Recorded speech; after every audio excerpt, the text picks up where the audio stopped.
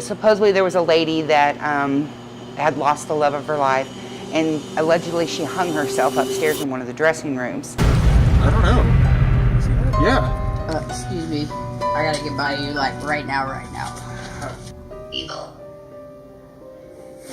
Yeah. She's grabbing your yes. Anson Opera House. Established in 1907, this charming establishment was host to over 100 years of local theater and community events. This location is frequented by paranormal investigators, and tonight we will be teaming up with the East Texas Paranormal Society and two of my friends, Colton and Haley, for this investigation during the event that is hosted by HauntedRooms.com. So excited. Here we are, Anson Opera House, paranormal investigator number 1. Oh. Hello. Hello, how are you? Doing good. How about yourself? I'm good. I'm Vicky. I'm on the board. How are y'all? I'm Doing Tara. good. Sean. Nice to meet you. Hello. Hi. Colton. Okay, nice to meet you. Haley. Haley, all right, nice to meet y'all. Cool. We meet with two of the board members of the Opera House, Vicky and Tara, who give us a tour of the establishment. Is it basement? Yes. Oh, who's going in the basement? Yeah, I'm on. When you go down there and you turn left, there's another room down there. Like, and it's dark. You're sleeping Here, in you there can have your tonight. phone back now, sorry. I've never been in the basement. Oh my gosh, you're making this so creepy. I would never go down there. Isn't that what you want? Do you think that you could tell us a little bit about this place, the history? Well, the Anson Opera House was built in 1907. The bottom floor used to be a grocery store, and the above floor was the Opera House, where people go up and listen to musicals, things like that. Supposedly there was a lady that had lost the love of her life, and allegedly she hung herself upstairs in one of the dressing rooms. From that day forward, everybody continued to say that there was a ghost haunting the Opera House. I've witnessed some chairs being in different spots.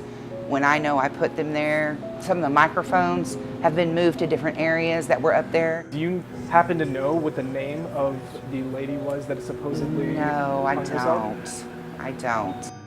After our interview, 3 members of the East Texas Paranormal Society enter the premises.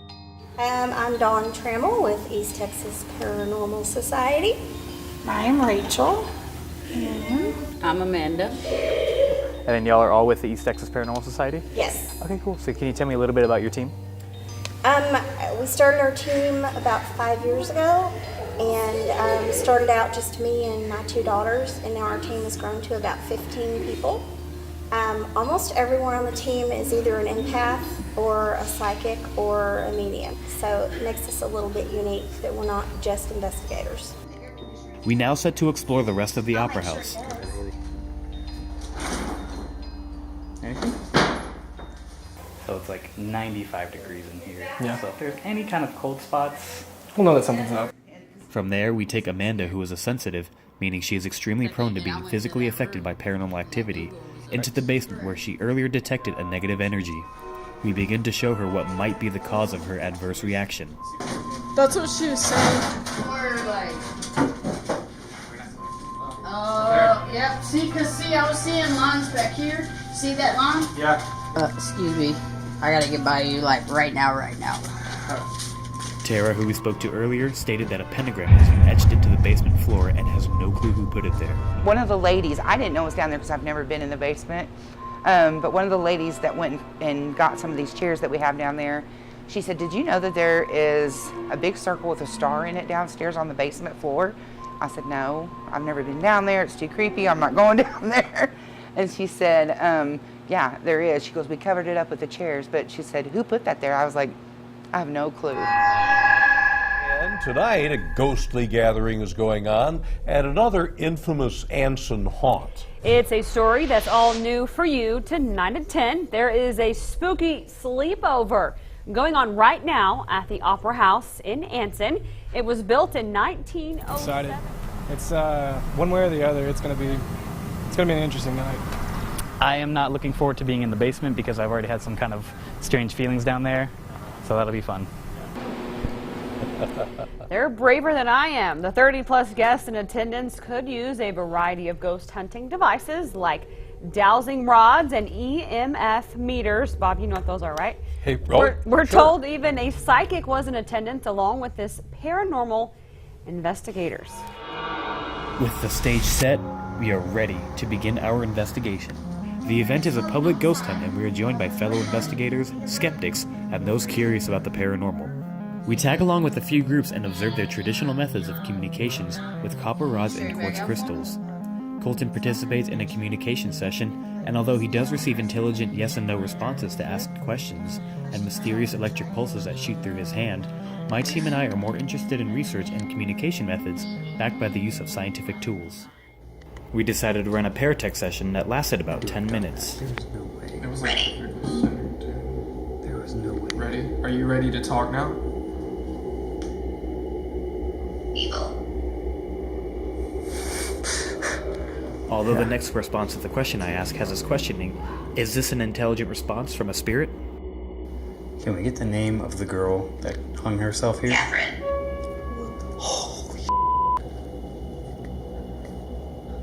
It's literally as soon as I said the name of the girl, Catherine. Receiving no further intelligent responses, we decide to wait for the crowd to filter out and travel up the road to the Anson lights. Legend claims that a spirit of a mother of 3 boys from the 1800s is forever wandering the woods. One fateful night she sent them to fetch firewood, and they displayed a distress signal which was flashing their lantern 3 times. When she saw the signal, she ran to the boys with her lantern, but by the time she got there, they had already been murdered. But we're here, the legendary Anson lights. Supposedly, if you drive down this dirt road next to the Anson cemetery, you turn your car around and face north, flash your lights 3 times, you get what is dubbed as the Anson lights, which is a bunch of free-floating orbs that you can see straight down the road. So we're going to hopefully be able to capture that here in a minute. After traveling down the road and parking, we flash our headlights 3 times. This is what our eyes are seeing right now. Just like that. You can see that we are staring at pitch black darkness, so I will enhance the brightness. After a few minutes, we see an amazingly mysterious display of flashing lights in the tree line. Here's the enhanced and zoomed in side-by-side comparison with a night vision lens. At this moment when I pan over to the trees, you can see the same light anomaly in the exact same position in the tree line. Here's the exact same footage with the brightness enhanced. We cannot debunk this as normal lights from a building, and these are not headlights from a passing car as you can see here in these shots. Here is the same light captured on 2 separate times with the enhanced footage alongside its raw footage. I am seeing what looks like a fire. What could be the explanation for this display of flashing lights? Is it the residual emotional energy of the sorrowful mother that ran to her children that night and is still searching in hopes that her boys are still alive? Or could it be something explainable that we are unable to debunk at this moment? We head back to the Opera House and it is close to 3 a.m. and we team up with the East Texas Paranormal and head into the basement. Dawn brings Bozo the clown doll that is said to host the spirit of a boy named Kevin. We placed Bozo along with another toy and 2 electromagnetic detectors next to the trigger objects. These detectors have a rod that protrudes from the box, and in order for it to light up, something has to be touching it or be within a few centimeters of the rod. We begin to attempt to communicate with Kevin while the EM detector holds a constant light. Kevin, is that you? Are you in the doll? Are you in the clown? What do you want me to do? Just pick him up and then walk back to where you were standing. When Colton asks Dawn to pull Bozo away from the reader, it flashes very bright and after about 30 seconds, the light fades away. Can you put the doll back, please? When placed back, it picks up Bozo being physically placed next to the EM detector, but remains completely dark. You want to play with your doll, Kevin? You want to go back to the clown? You want to go back to Bozo? Colton then asks Kevin, You want to play with the dog? watch what happens next. Oh, there it went. This seems to be an intelligent response, documented by the electromagnetic detectors. Dawn, who is a medium, also picks up on the spirit of a little girl that might be stuck inside the basement. It may not be Kevin, it may be the little girl down here. There's a little girl down here also. Could this have been an intelligent response from Kevin, who was said to inhabit Bozo? Or could it be the spirit of a little girl that Dawn claims to reside in the basement? In an even further attempt to communicate with the spirit, Yep, we got you. we decide to set up an SLS camera, or structured light sensor camera, that is used from the Xbox Kinect technology. This system picks up on what it perceives as human figures and maps it onto the computer. Here you can see both Colton and I are picked up by the Kinect. How many spirits are here with us? With the trigger object still in place, we begin attempting to communicate with the spirit of the little girl. Can you stand right next to me? Oh, I'm getting major chills. Oh, I'm getting major chills. After about 10 minutes of communication, the SOS finally picks up a second figure. What the? Something come up. Yeah, your left leg. Is that the little girl? Are you trying to hold Sean's hand? My body experiences a great amount of chills, and we attempt to communicate further with the figure.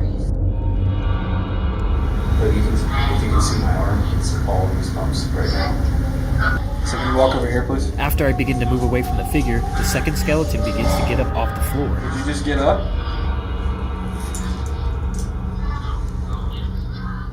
Are you trying to follow Sean? And after I begin to move even further away, it looks like it tries to hold my hand, almost as if it does not want me to walk away. She is. Yes. Yeah. She's grabbing your yes. When I finally walk off the screen, the figure remains in the same spot. Okay, I'm gonna walk over to where you are. Colton begins to walk towards the figure, as you can see in the top right screen. When he walks directly in front of the figure, it completely disappears. We attempt to communicate with the spirit again, and over the course of 15 minutes, the basement seems completely devoid of any activity. Was this the spirit of a little girl that Dawn said resided in the basement, unable to leave? Could it have been Kevin, who is said to inhabit Bozo the Clown? Or possibly the spirit of the woman who allegedly committed suicide on the property?